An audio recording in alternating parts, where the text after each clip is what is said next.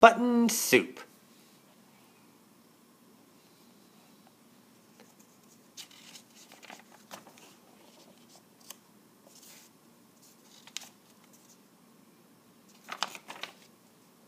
A long time ago, a traveler named Daisy was riding the stagecoach out west.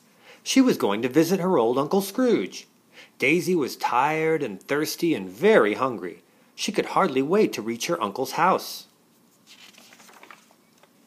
When the stagecoach pulled into town, everyone came out to see who was on it. Goofy the sheriff walked up to Daisy. "Howdy," he said.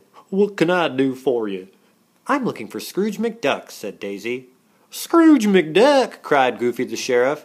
"If you're as tired and hungry as you look, you should go to the hotel." Then he pointed to a little yellow house. "Old Scrooge lives there," he said, "but no one ever pays him a visit." "That's right," said Miss Clarabelle. "Old Scrooge must be the stingiest fella in the whole West." "Yup," said Goofy, "he's the stingiest fella in the West, all right." "I've met stingy fellows before," said Daisy. "Maybe I can teach my uncle a lesson."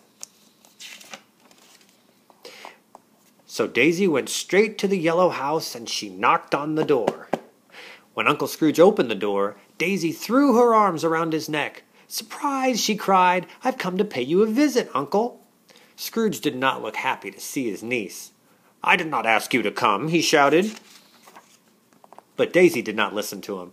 She walked into the house. "I'm very hungry, Uncle," she said. "What do you have to eat?"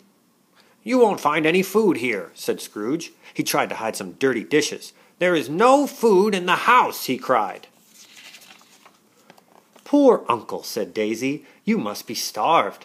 And she went to the cupboard and took out a big black pot. There on the shelf was a basket of fried chicken. "Aha," she thought, "my uncle is not as poor as he pretends to be." Daisy began to fill the pot with water. Uncle Scrooge jumped up and down. "You cannot cook here," he said. "I just told you I have no food." But Daisy did not listen to him. She lit a fire under the pot. "I don't need any food," she said. Her uncle's mouth fell open. "What in the world can you cook without food?" he asked. Daisy took out an old red button.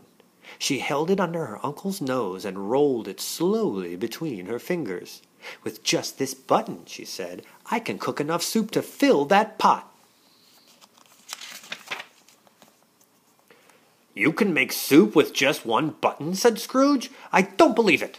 He watched Daisy drop the red button into the pot. "What do you call it?" asked Uncle Scrooge. "Button soup," said Daisy. Uncle Scrooge watched Daisy sniff the soup. She thought, "the stingiest fellow in the West is getting curious." Now Uncle Scrooge sniffed the soup. He did not smell a thing. Daisy began to stir very quickly.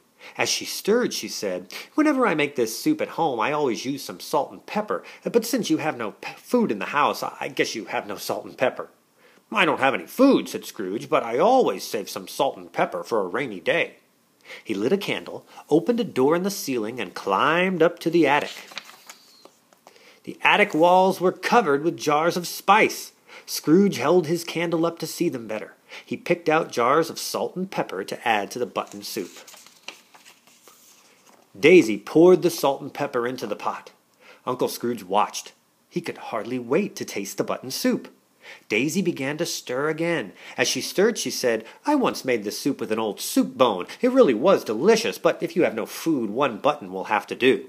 "If all you need is an old soup bone," said Scrooge, "I might be able to find one." He took a lantern and ran down into the cellar. Scrooge's cellar looked just like a butcher's shop. He had hams and chickens and turkeys and beef. He picked out a juicy bone to add to the button soup. When Scrooge came back with the bone, Daisy dropped it into the pot. The soup began to bubble and boil. "Ooh, it smells good," said Scrooge. "This soup won a blue ribbon at the state fair," said Daisy, "but that time I used potatoes and carrots." "If the blue ribbon soup had potatoes and carrots, we shall have them too," said her uncle, and he ran out to the barn. Up in the hayloft, Scrooge had vegetables, potatoes, and carrots, and big heads of cabbage. He grabbed a pitchfork and tossed the hay. He found some potatoes and carrots to add to the button soup. By this time, the soup smelled so good Uncle Scrooge was dying to taste it. And every time Daisy named something that would make the soup even better, Uncle Scrooge rushed off to find it. He ran to the woodshed for onions and celery. He milked the cow to get Daisy some cream. He dug up his garden to get her some turnips. And he carried everything to the big black pot. At last the button soup was ready to taste. "This is too much soup for me," said Daisy. "And this is too much soup for you. Let's ask someone to share it with us."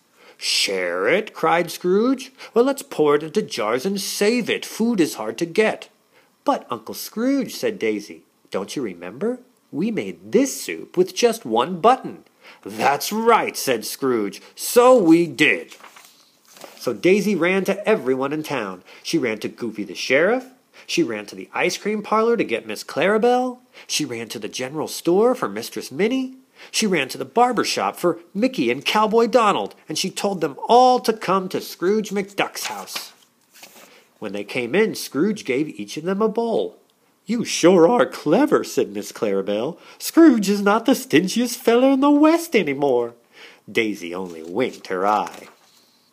Soon they all sat down to a button soup feast. It really was delicious. "What a clever niece I have," said Scrooge. "She made this soup with just one button." When the time came for Daisy to leave, Scrooge went to the stagecoach to see her off. "Come back and visit me soon, Daisy," he said. After all, thought Scrooge, such clever nieces don't grow on every bush. And that was button soup for Father's Day. I love you. Night-night.